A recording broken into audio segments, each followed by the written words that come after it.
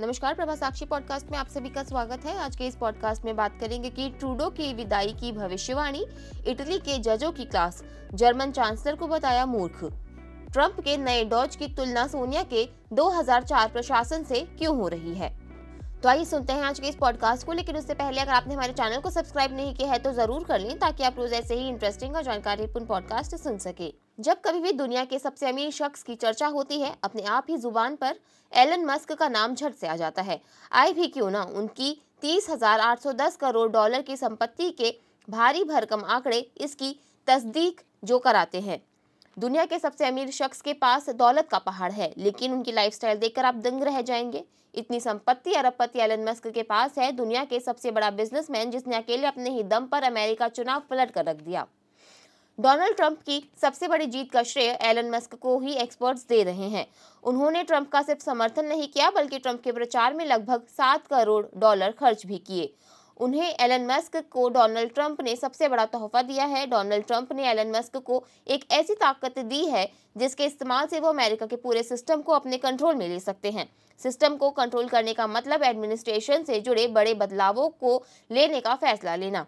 America के चुनाव में खुलकर ट्रंप का समर्थन करने वाले मस्क को ट्रंप के नए प्रशासन में नवगठित सरकारी दक्षता विभाग के नेतृत्व करने के लिए नियुक्त किया गया है। मस्क अपने सोशल मीडिया प्लेटफॉर्म एक्स पर लगातार मुखर रहे हैं। कई वैश्विक नेताओं और उनकी राजनीति के खिलाफ सीधे तौर पर निशाना साधते रहे हैं। कनाडाई प्रधानमंत्री जस्टिन ट्रूडो से लेकर जर्मन चांसलर ओलाफ स्कोल्ज तक, टेस्ला और स्पेस एक्स के सीईओ कुछ नेताओं और उनकी नीतियों की मुखर होकर आलोचना करते हैं। इटली के जजों की लगाई क्लास। दुनिया के सबसे अमीर शख्स ने इटली के जजों की आलोचना की है। मस्क ने कहा है कि जजों को प्रधानमंत्री जॉर्जिया मेलोनी के अवैध अप्रवासियों को देश से बाहर निकालने के कदम का विरोध नहीं करना चाहिए। मस्क ने कहा कि सरकार की ओर से प्रवासियों के खिलाफ उठाए गए कदम को रोकने वाले रोम के जजों को बाहर का रास्ता दिखा देना चाहिए। इटली की पीएम जॉर्जिया मेलोनी की योजना थी कि 30,000 प्रवासियों को अल्बानिया के शिविरों में रखा जाए।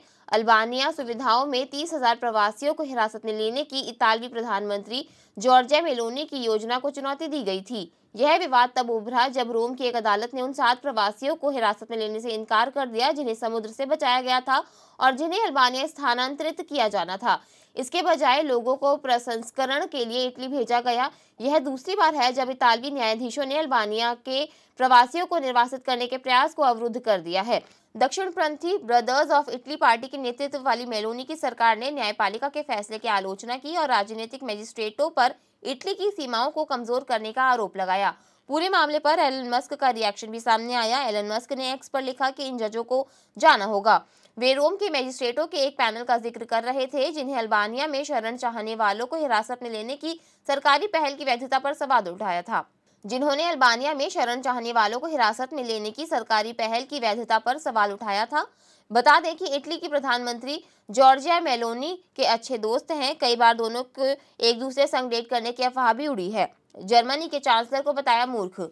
एक तरफ डोनाल्ड ट्रंप ने संयुक्त राज्य अमेरिका का राष्ट्रपति चुनाव जीता, लेकिन ठीक उसी वक्त यूरोप की सबसे बड़ी अर्थव्यवस्था उस समय राजनीतिक उथल-पुथल में गिर गई जब महीनों की अंदरूनी कलह के बाद स्कोल्स का 3 पक्षीय गठबंधन टूट गया। गठबंधन सहयोगियों के बीच महीनों के विवादों के बाद गठबंधन सरकार गिरने के बाद एलन मस्क ने जर्मन चांसलर ओलाफ स्कोल्स का मजाक उड़ाया और उन्हें मूर्ख बताया। दरअसल रूस यूक्रेन जंग को लेकर जर्मनी की इकोनॉमी गड़बड़ा गई है। जर्मनी की सत्तारूढ़ गठबंधन सरकार अल्पमत में आ गई। Social Democrats Greens of Free Democrats के गठबंधन के बीच विवाद तब और साफ हो गया जब चांसलर ओलाफ शॉल्ज ने वित्त मंत्री क्रिस्टियान लिंडनर को बर्खास्त कर दिया। उनके इस फैसले से बाकी उदारवादी नाराज हो गए और कैबिनेट से इस्तीफा दे दिया। जर्मनी अमेरिका के बाद यूक्रेन की सबसे ज्यादा आर्थिक मदद कर रहा है। जर्मन इकोनॉमी को ठीक करने के लिए चांसलर वित्तीय संस्थाओं से ज्यादा कर्ज लेना चाहते थे, लेकिन वित्त मंत्री इसका विरोध कर रहे थे। वे खर्च में कटौती पर जोर दे रहे थे। तब वित्त मंत्री ने कर्ज लेने की अनुमति नहीं दी तो चांसलर शॉल्ज ने उन्हें बाहर निकाल दिया। इस घटना के बाद मस्क ने एक्स पर लिखा कि ओलाफ ईस्ट इन नार, इसका अर्थ है ओलाफ मूर्ख हैं। ट्रूडो की उल्टी गिनती क्या शुरू हो गई है। कनाडा के प्रधानमंत्री जस्टिन ट्रूडो को लेकर दुनिया के सबसे अमीर बिजनेसमैन एलन मस्क ने एक बड़ी भविष्यवाणी की है। मस्क का ये पोस्ट सोशल मीडिया पर वायरल हो गया है, जिसके बाद से ये चर्चा तेज हो गई है कि जस्टिन ट्रूडो की उल्टी गिनती शुरू हो गई है और अगले चुनाव में उनका जाना तय है। कनाडा के पीएम को लेकर बड़ा बयान ऐसे शख्स ने दिया है जो दुनिया का सबसे बड़ा बिजनेसमैन है, जिसके अकेले अपने ही दम पर अमेरिका का पूरा चुनाव पलट कर रख दिया। वो 21 लाख करोड़ के मालिक एलन मस्क हैं। मस्क ने ट्रूडो को लेकर बड़ी भविष्यवाणी की और बताया कि ट्रूडो के राज करने के दिन अब खत्म हो चुके हैं।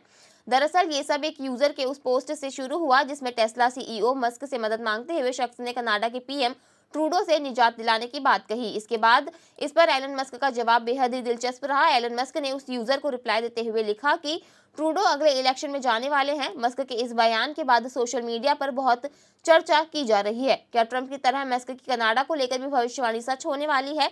आपको बता दें कि कनाडा में इसी साल चुनाव होने वाले हैं। साल 2015 से कनाडा के प्रधानमंत्री का पद संभालने वाले ट्रूडो के सामने मुश्किलें बढ़ी हैं। हर सर्वे में वो पिछड़ रहे हैं। पार्टी के अंदर ही फूट है। उनके बेतुके बयानों को लेकर भी चर्चा होती रहती है। वो बॉर्डर से अवैध घुसपैठ, बढ़ती महंगाई और बेरोजगारी के मुद्दे को लेकर अपने ही घर में घिर चुके हैं। वहीं भारत के खिलाफ बेबुनियाद आरोपों ने भी उनकी छवि खराब की है। इस बीच भारत और कनाडा के बीच संबंध भी काफी हद तक खराब हो गए हैं और नई दिल्ली ने कनाडा में उग्रवाद, हिंसा और भारत विरोधी गतिविधियों के मुद्दे पर कड़ी आपत्ति जताई है और वहां के अधिकारियों से कार्रवाई करने का आग्रह किया है। खालिस्तानी आतंकवादी हरदीप सिंह निज्जर की हत्या के संबंध में कनाडाई नेताओं द्वारा निराधार आरोप लगाए जाने के बाद तनाव और बढ़ गया है। ट्रंप के प्रशासन में मस्क का क्या काम है? मस्क ने चुनाव प्रचार में ट्रंप के लिए कैंपेन करते हुए कहा था कि हम अमेरिका के 2 लाख करोड़ डॉलर के संघीय बजट में कटौती करने में ट्रंप की मदद करेंगे। ऐसे में ये डिपार्टमेंट सरकार के गैर जरूरी खर्चों को खत्म करने की दिशा में काम करेगा। मस्क ने कहा कि इससे सरकारी पैसे की बर्बादी करने वाले लोगों को सीधा मैसेज भेजा जाएगा। DODE के एजेंडे में बड़ा काम संघीय एजेंसियों का रीस्ट्रक्चर है। इसका मतलब है कि सभी एजेंसियों के कामकाज का आकलन कर उनमें जरूरी बदलाव किए जाएंगे। गैर जरूरी काम को खत्म कर जरूरत के हिसाब से नई चीजें शुरू की जाएंगी। साथ ही अमेरिकी सरकार के कामकाज में दशकों से चले आ रहे नियमों में फेरबदल होगा। ट्रंप ने चुनाव प्रचार में कहा था कि मौजूदा सरकार में ब्यूरोक्रेसी का बोलबाला है। अगर मैं राष्ट्रपति बना तो बड़े बदलाव होंगे। इसके लिए डिपार्टमेंट ऑफ गवर्नमेंट एफिशिएंसी बनेगा। ये अमेरिकी पॉलिटिकल सिस्टम में ब्यूरोक्रेसी के अंधाधुंध चलन को खत्म करेगा, कामकाज में कुशलता को बढ़ावा देगा। सोनिया गांधी के NAC से क्यों हो रही तुलना? DOGE की तुलना भारत में 2 दशक पहले के UPA सरकार के दौरान गठित एक सरकारी संस्था से भी हो रही है। कांग्रेस की उस वक्त की अध्यक्ष सोनिया गांधी की अगुवाई में 2 दशक पहले इसका गठन किया गया था। इसे राष्ट्रीय सलाहकार परिषद यानी NAC का नाम दिया गया था। इस परिषद का काम नीतिगत मामलों पर सरकार को सलाह देना था। सलाहकार समिति होने के बावजूद NAC को व्यापक स्तर पर सरकार के फैसलों में उसकी व्यापक भूमिका के लिए जाना जाता है। इस समिति में सोनिया की सीधी भूमिका थी। आपको याद होगा कि 2004 में UPA सरकार के दौरान मनमोहन सिंह प्रधानमंत्री थे। सोनिया गांधी ने सरकार में कोई औपचारिक पद नहीं लिया था। समिति में सोनिया गांधी की सीधी भूमिका थी। उनका इस समिति पर इतना प्रभाव था कि इससे कैबिनेट में तनाव भी बढ़ा। मस्क का DOGE भी सलाहकार समिति के तौर पर ही काम करेगा। आज के लिए इतना ही। अगले पॉडकास्ट में किसी और मुद्दे पर देंगे आपको विस्तृत जानकारी। तब तक के लिए जुड़े रहे प्रभा साक्षी के साथ।